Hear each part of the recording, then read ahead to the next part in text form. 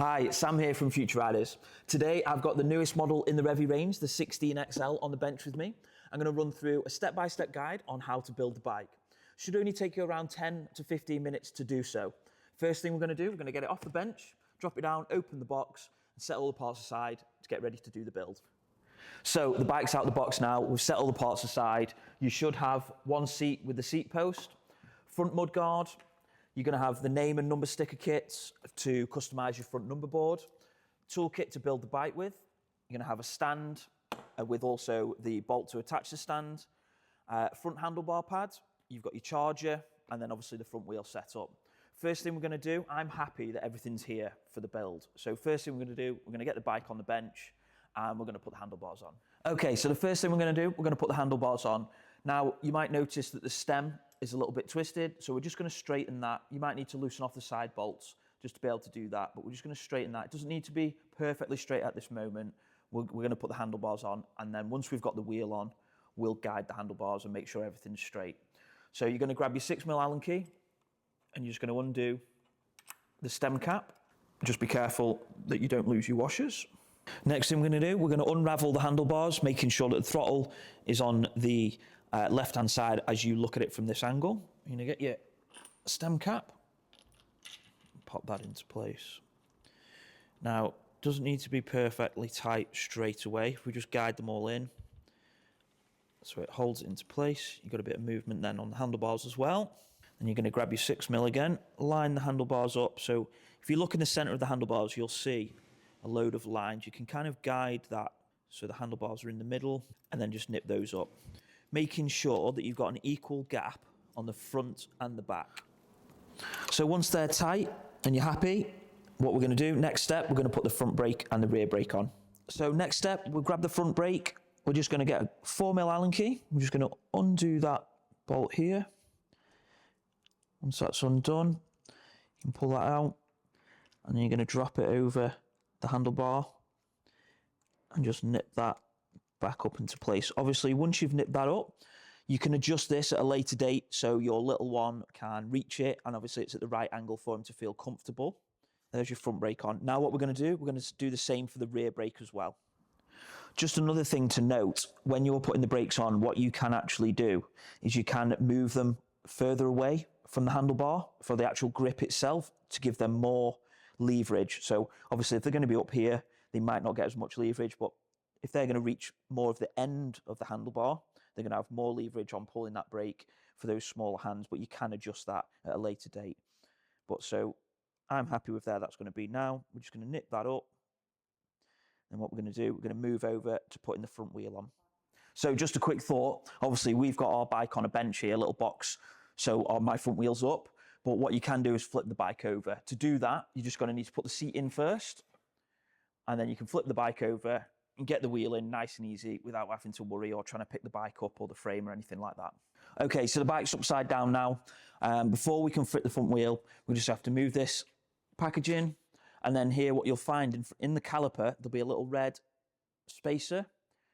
That's just used in transit. It's also good if you're ever working on the bike and you want to take the front wheel off.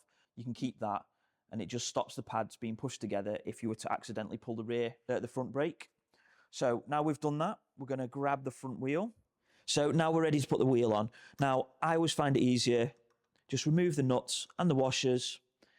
Then you're going to guide the disc in between the pads, just drop that down. Perfect. So now you've got your washer, you've got a silver washer after that. Okay, and then we're going to do the same for the other side. So washer, washer, and then your nut. Once you're happy that they're on, you're going to grab the tool that comes in the toolkit, and you're just going to nip those up, both sides. Don't need to hang off them. And then you're going to do the same on the other side as well. Again, don't need to hang off them, but just make sure you're happy with them. So good practice after every ride or before every ride, maybe once a week, once a month, whichever it may be, is just to go around, get the toolkit out, involve the little one, just get them to check all the nuts and bolts, make sure that you're happy with them and you're confident that the bike's going to be in great condition before you go out for a ride. Next thing we're going to do, we're going to put the battery on charge, and I'm going to show you how to remove the battery and where you can place the battery on charge. Okay, so when it comes to charging, there's two ways to do it. The easy way, you just lift the latch on the bottom of the frame, you grab your charging lead, and just pop that in there. That's one way of charging the bike, dead quick. You don't need to take the battery out, easy. So what you can also do, you can remove the battery plate. Underneath here, what you'll find, if you've got a spare battery, this is how you're going to replace it. But if you want to charge the battery outside of the bike, you're just going to pull this lever, pull it out, and there you go. So obviously, if you've got that spare battery, you slide that in now, put your battery protection plate back on, and then you're pretty much ready to ride. Next thing we're going to do, we're going to put the stand on. So to put the rear stand on, you're going to need, obviously, the stand, the bolt, and a 6mm Allen key. You're just going to drop that in and do that up. So once that's nipped up, we're going to move to the front. We're going to flip the bike over now, and we're going to finish building the front end. Next thing we're going to do, we're going to put the front mudguard on. So we're just going to grab our 5mm Allen key. Just going to undo that bolt. I mean, you can put the mudguard on first, but you can also slide it in underneath before you put the front wheel on, and then we're just going to nip that up.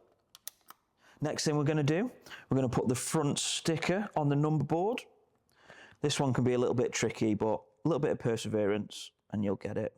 Some people like to leave it black as well, which I don't mind, but for all intents and purposes of this video, we're going to stick the sticker on. So we're just going to line it up. I always find lining up the hole first is the easiest way to do it. I'm going to go there.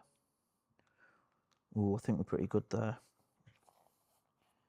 Look at that. Anybody think I've done that before? Okay, so you're going to grab your 5mm Allen key. You're just going to undo that bolt on the top of the forks there.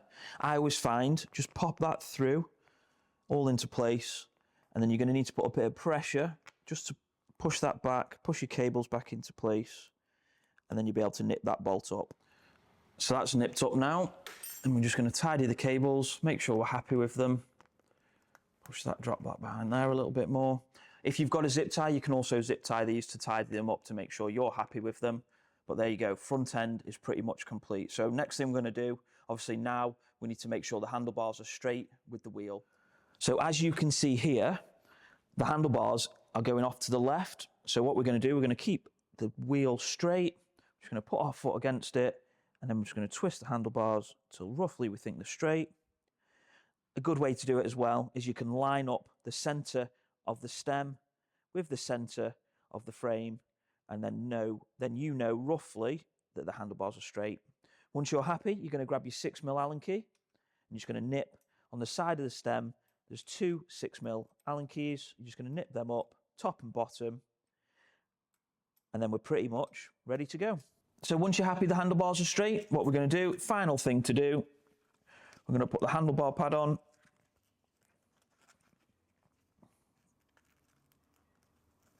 And that's kind of completed the look of the bike, hasn't it? Next thing we're going to do, we're going to see what the battery percentage is like. So we're going to remove that cap. We're going to start the bike. That's on, that's off. So we're going to turn it on. You can see there you've got the 2 green bars and 1 red. So the bike probably needs about another hour's worth of charge. Once you're happy, you're going to come down to the frame here. On the top tube of the frame, you're going to lift this cap, and you're going to see your speed modes. You've got low, medium, and high. You can flick those through the different speed settings.